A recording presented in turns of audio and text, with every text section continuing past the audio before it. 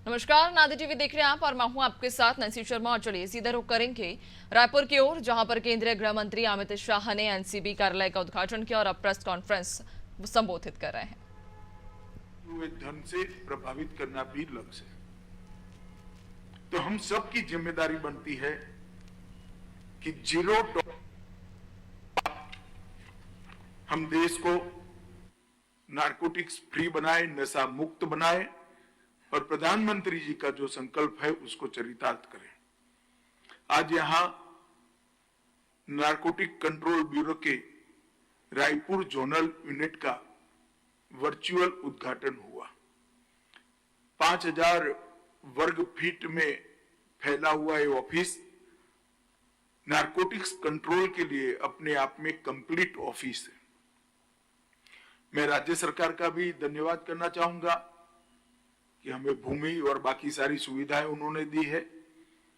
इसके अंदर conference room, बाकी सारी व्यवस्थाएं से युक्त नारकोटिक्स कंट्रोल ब्यूरो की जोनल ऑफिस, मुझे विश्वास है न केवल छत्तीसगढ़, ये पूरे अंचल में नारकोटिक्स कंट्रोल के लिए महत्वपूर्ण भूमिका निभाएगी।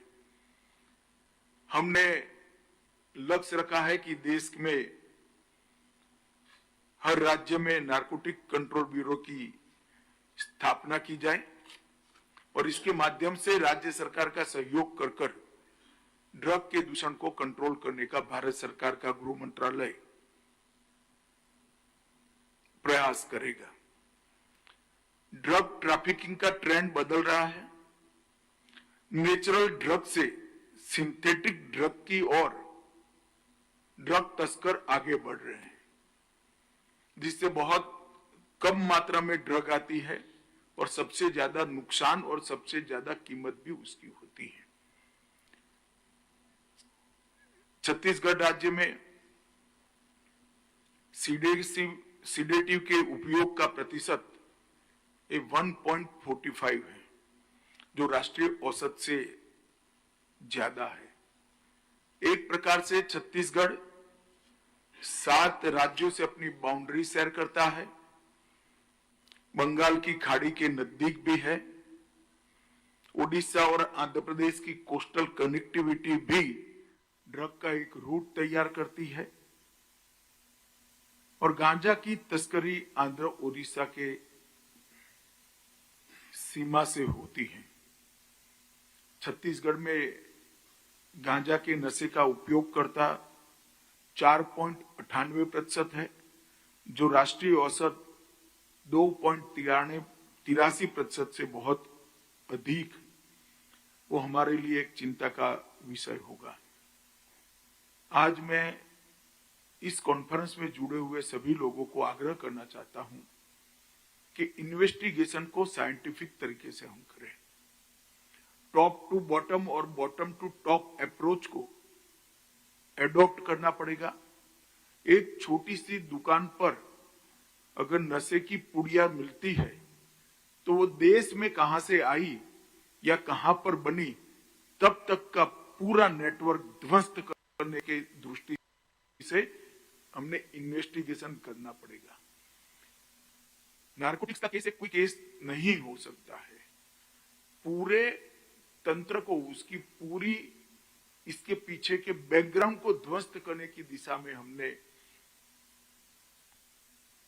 इन्वेस्टिगेशन को करने की आदत डालनी पड़ेगी। जिस तरह से मैंने कहा बॉटम टू टॉप अप्रोच, इसी तरह से टॉप से बॉटम तक का अप्रोच भी लेना पड़ेगा। एक बड़ी मात्रा में गांजा या चरस या ड्रग्स मिलता है, तो वो किसके माध्यम से उपयोगकर्ता तक जाना था, उसका भी इन्वेस्टिगेशन कंप्लीट करना पड़ेगा और वो इन्वेस्टिगेशन बहुत कठोर होना चाहिए।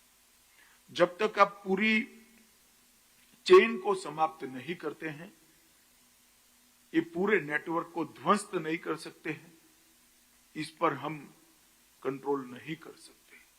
कुछ लोगों को जद में लेकर नारकोटिक्स के बिजनेस को कंट्रोल नहीं कर सकते, पूरे उनके नेटवर्क को ध्वस्त करने का हमारा प्रयास होना चाहिए। ड्रग डिमांड रिडक्शन के लिए राष्ट्रीय कार्य योजना के तहत यहाँ पर 7 पुनर्वास केंद्र चल रहे हैं। मेरा चीफ सेक्रेटरी महोदय और डीजीपी महोदय से अनुरोध है कि 7 पुनर्वास केंद्र में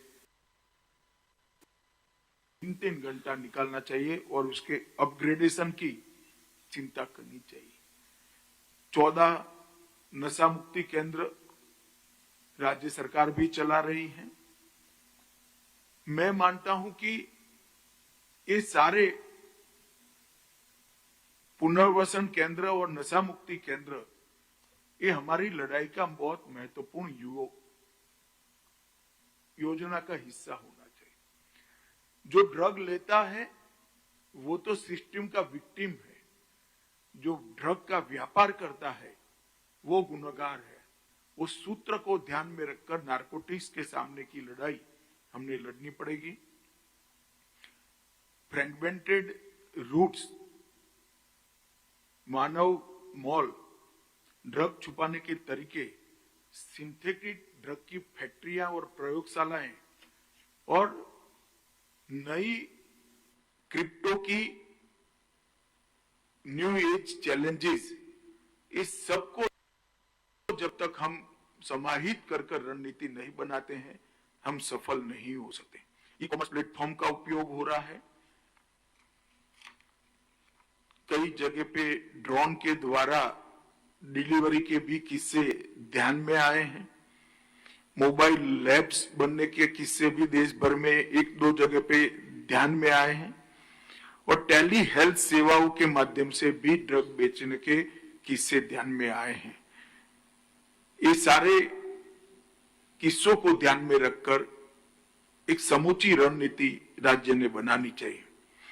ड्रग के डिटेक्शन, नेटवर्क का डिस्ट्रक्शन, कल्प्रिट का डिटेंशन और एडिक्ट्स का रिहेबिलिटेशन, ये 4 सूत्र पर ही हम सफल हो सकते हैं। पीट, एनडीपीएस और संपत्ति जब्त करने के कानून के अधिकार का उपयोग करने में जो आदतन गुनहगार है, हमें कोई झिझक नहीं होनी चाहिए और मैं मानता हूं कि इसकी जितना उपयोग बढ़ेगा इसको रोकने में हमें बड़ी सफलता मिलेगी। विगत 10 साल में मोदी जी के प्रधानमंत्री बनने के बाद एनसीबी का परफॉर्मेंस बहुत अच्छा हुआ है। देश भर में ड्रग के खिलाफ लड़ाई बहुत पुख्ता हुई है। 2004 से 14 तक 1250 केस रजिस्टर हुए थे, अब 4150 हुए, 230% की वृद्धि। कुल अरेस्ट 1360 था, अब 6300 हुआ है, 364% की वृद्धि है। 1.52 लाख किलो नारकोटिक्स पकड़ा गया था, अब 5,43,000 किलो पकड़ा गया, 2.257% की वृद्धि है।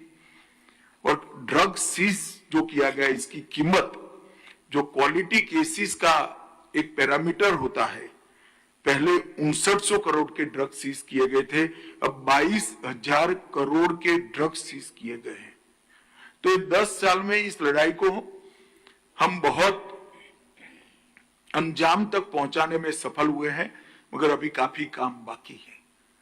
इसलिए एनकोर मैकेनिज्म को 2019 से हमने रिवाइव कर शीर्ष स्तरीय एनकोर समिति, कार्यकारी राष्ट्रीय स्तर की एनकोर समिति, राज्य स्तरीय एनकोर समिति जिसके मुख्य सचिव अध्यक्ष होते हैं, और जिला स्तरीय एनकोर समिति जिसके जिला अधिकारी अध्यक्ष होते हैं। ये चारों एनकोर के माध्यम से इसकी रेगुलर बैठक से ही हम आगे बढ़ सकते हैं।